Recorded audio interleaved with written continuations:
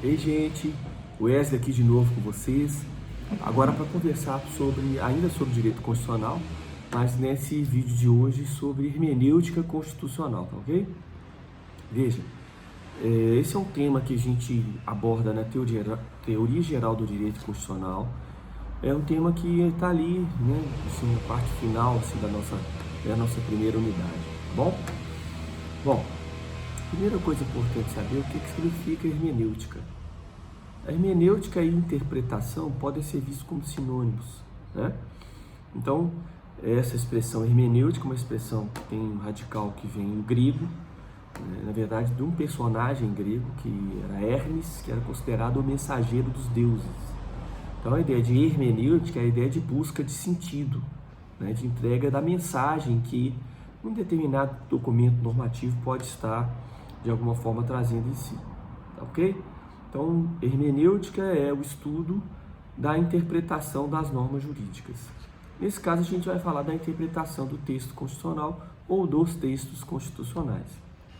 Nós já comentamos com vocês alguns encontros passados que é diferente a interpretação de um texto constitucional de um texto legal.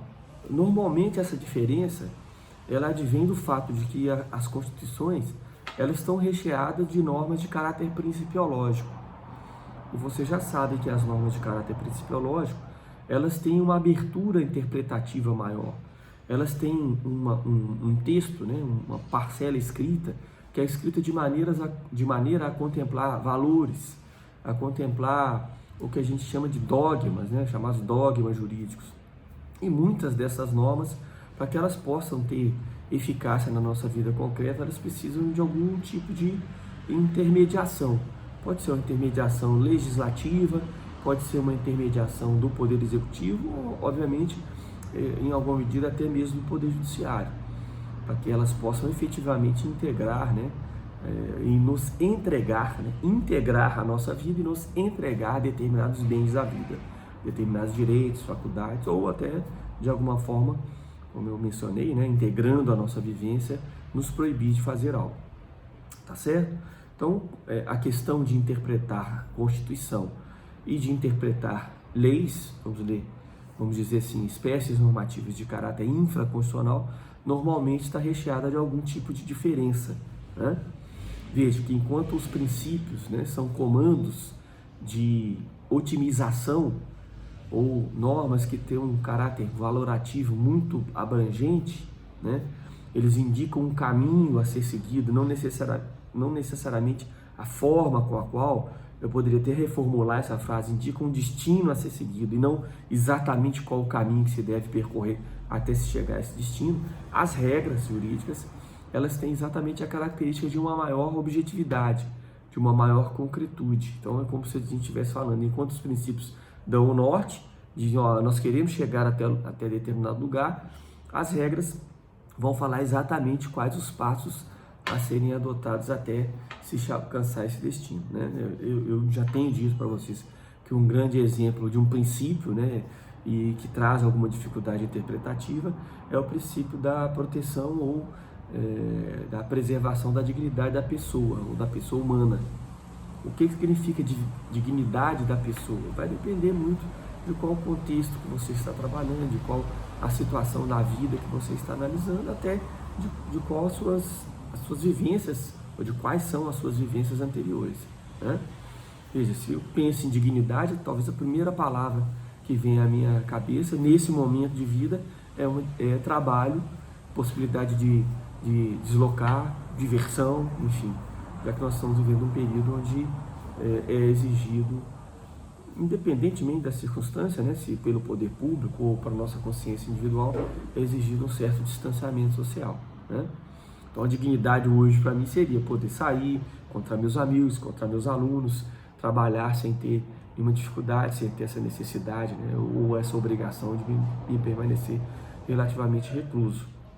Em alguma outra medida ou numa outra situação, a dignidade pode ser relacionada a manter a minha privacidade, pode ser relacionada a manter a minha liberdade de reunir, de ir e vir, enfim, de protestar.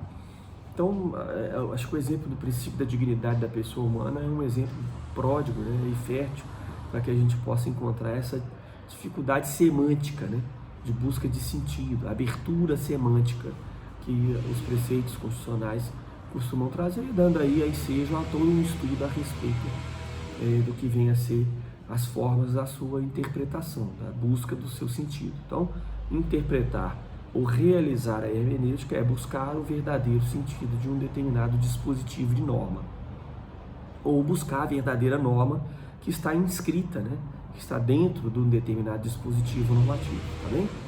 Bom, então já que a gente sabe o que é uma interpretação, ou o que vem a ser o conceito de interpretação, é necessário dizer que a atitude de interpretar é uma atitude que é inerente à atividade do Poder Judiciário, e pelas várias funções que são necessárias para o exercício da jurisdição, desde o advogado até o juiz de mais alta instância que vai aplicar a lei ao caso concreto. Então, para aplicar um dispositivo de norma a um caso concreto, é necessário entender, saber qual é o verdadeiro sentido desse dispositivo de norma.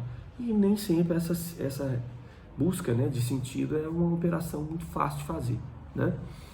Veja que enquanto na interpretação e aplicação de regras jurídicas a gente trabalha a lógica da exclusão, ou seja, se eu tiver um conflito aparente, e esse conflito obviamente é sempre aparente, ele não existe em relação às regras, pelo menos de uma maneira real, né? Mas se houver, por exemplo, a dúvida na aplicação entre um determinado dispositivo e outro, eu trabalho na lógica da exclusão. Eu só vou aplicar um dispositivo àquele caso. Não há possibilidade dos dois incidirem, caso haja um eventual choque entre eles, né? Também já dei exemplo. Se eu vou dizer, analisar um fato onde houve a morte de uma pessoa, se essa morte foi provocada por uma terceira pessoa, eu vou enquadrar, posso usar essa expressão, a conduta de matar alguém dentro do dispositivo, para depois eventualmente entender se é possível ou não aplicar uma pena, né? Matar alguém, pena de 6 a 20 anos. Houve uma morte, essa morte foi provocada por uma certa pessoa que praticou uma conduta dolosa ou culposa, eu consigo achar ali elementares para poder fazer essa aplicação. Se porventura uma dessas elementares não estiverem presentes, eu excluo a aplicação do artigo 121. Então, é uma lógica assim para tentar exemplificar para vocês como é que funciona a ideia de interpretação de leis. Normalmente, quando a gente vai interpretar questões de direito constitucional, os casos se tornam mais difíceis, né? Vamos dizer assim, no sentido de que não necessariamente eu consigo encontrar um único preceito, uma única norma constitucional a ser aplicada naquele caso. Muitas vezes elas precisam conviver entre si, né? Elas têm essa aparência, eventualmente, de exclusão, é preciso harmonizá-las, ou, em algumas vezes, elas estão atuando em conjunto. É preciso verificar, então, qual delas que vai preponderar, sem, obviamente, excluir totalmente a outra, tá? Então, essa lógica, né, de existência de uma espécie de ponderação aí, entre qual valor, qual princípio vai prevalecer, mas não excluindo aquele que eventualmente é contraposto num determinado caso concreto, ela é importante para a gente entender questões de hermenêutica. Um bom exemplo também para citar da problemática do direito constitucional é falar, por exemplo, do direito à vida. Como identificar esse direito à vida, quando o direito à vida de um pode implicar uma dificuldade grande em relação ao direito à vida de outro, né? Então você tem aí sempre mais de um objeto de proteção a ser examinado, e esses objetos de proteção precisam então ser harmonizados, tá? A gente começar a entender a problemática da hermenêutica constitucional, tá bom? Bom, então o primeiro ponto que nós estudamos em hermenêutica é identificar e conhecer quais são os métodos de solução de questões constitucionais ou de problemas que são resolvidos com o texto constitucional. Então a gente parte desde a hermenêutica clássica, que é mais adequada a resolver questões de direito infraconstitucional, até o método comparativo. Então nós temos aí, possivelmente, né, como aplicar a hermenêutica clássica, que é aquela que vai permitir a interpretação gramatical, a interpretação lógica, a teleológica e a histórica, né, sem contar as questões de quais são as origens possíveis, né, interpretação legislativa ou autêntica, a interpretação que é dada pela doutrina, a interpretação que é dada pela jurisprudência, todo esse estudo, né, que foi concebido por Savigny, também pode se aplicar a determinadas regras constitucionais, não há a menor dúvida disso.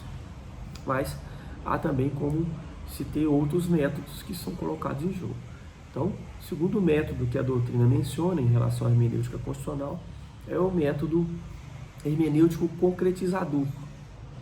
O hermenêutico concretizador é um método criado por um autor alemão chamado Konrad Hesse, que nós veremos no próximo vídeo.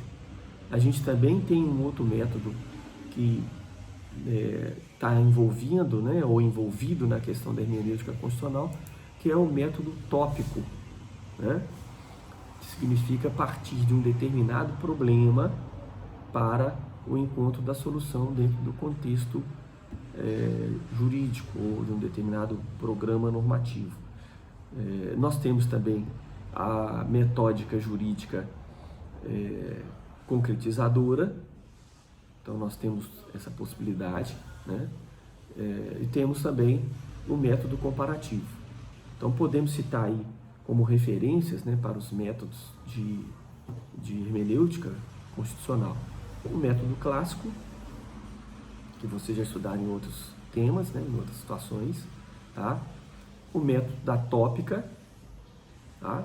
Existe também um método chamado retórica ou nova retórica, mas que nós não vamos abordar nesses vídeos.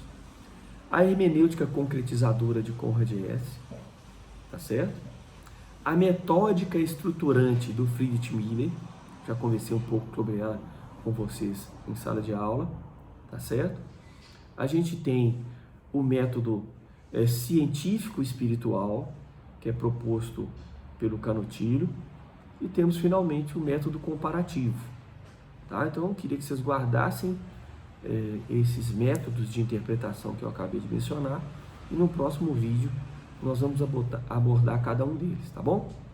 Então por enquanto a gente fica por aqui, daqui a pouco a gente volta para falar, ou no próximo vídeo a gente volta para falar especificamente de cada um desses métodos, tá bom? Abraço para vocês e muita saúde!